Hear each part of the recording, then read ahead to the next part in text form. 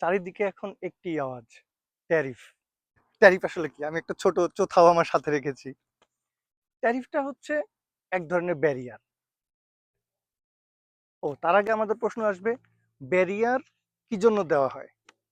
এক নাম্বার আমরা বলতে পারি টু জেনারেট রেভিনিউ। আরেকটা কারণ হচ্ছে টু প্রোটেক্ট ডোমেস্টিক প্রোডাক্ট। এখন এই ব্যারিয়ারের আবার দুই ধরনের ভাগ আছে।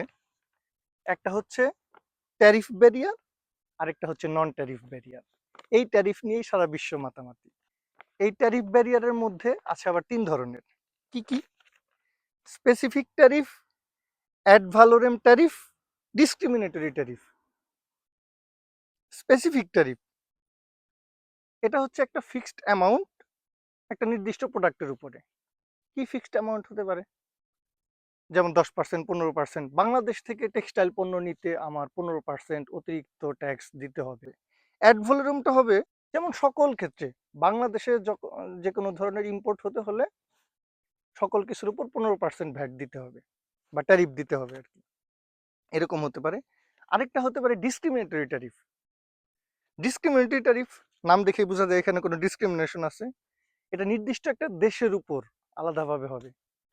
যেমন বাংলাদেশ সারা বিশ্বে বাণিজ্য করছে, সবার সাথে এক নিয়ম, শুধু তারা বলল ইসরায়েল থেকে পণ্য আনতে আমাকে 200% ট্যারিফ দিতে হবে। কথার কথা, ইসরায়েলের হয়তো বাণিজ্যিক সম্পর্ক নেই বাংলাদেশের। অথবা কথা হলো ইন্ডিয়া থেকে চাল আনতে আমাকে 150% ট্যারিফ দিতে হবে। এটাই ডিসক্রিমিনেটরি ট্যারিফ এবং এটাই এখন বিশ্বব্যাপী ঘটছে। এখন টাকার ব্যাপারটা ছাড়াও, সরাসরি ইম্পোর্ট ট্যাক্স ছাড়াও নন ট্যারিফ ব্যারিয়ার হতে পারে। কি কি ধরনের হতে পারে? খুব প্রচলিত একটা শব্দ আমরা সবাই জানি, সেটা হচ্ছে কোটা। কোটার মাধ্যমে আমরা নন ট্যারিফ ব্যারিয়ার তৈরি করতে পারি।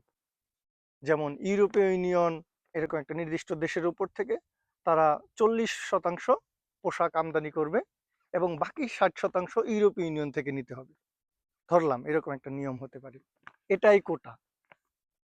কোটা ছাড়াও আরেক ধরনের ব্যারিয়ার, নন ট্যারিফ ব্যারিয়ার আছে। এটা হচ্ছে এমবার্গোস, কমপ্লিট ব্যান অফ ট্রেড। হ্যাঁ, যেমন বাংলাদেশের সাথে ইসরায়েলের কোনো বাণিজ্য যোগাযোগ নেই, এটাই এমবার্গোস।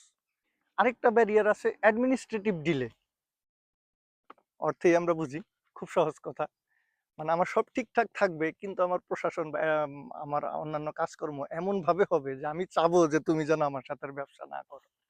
তারা আমাদের সাথে বাণিজ্য করবে, না করবে না, কিন্তু এমন ভাবে এটা সময় নিবে যেন আমাদের বাণিজ্যের পরিমাণ কমে, অথবা আমরা যেন বুঝতে পারি যে তারা আমাদের অ্যাপ্রোপ্রিয়েট বাণিজ্যিক অংশীদার নয়। আরেকটা ব্যারিয়ার আছে লোকাল কন্টেন্ট রিকোয়ারমেন্ট। এটা ব্যবসার খাতিরে না গিয়ে আমরা যদি আরেকটা আমরা বিভিন্ন খেলার ক্ষেত্রে দেই, উদাহরণটা খুব ভালোভাবে বোঝা যেতে পারে। যেমন আইপিএল এ হয়তো এমন একটা নিয়ম আছে যে ইন্ডিয়া থেকে 5 জন খেলোয়াড় খেলতে হবে। এটা হলো খেলার ব্যাপার।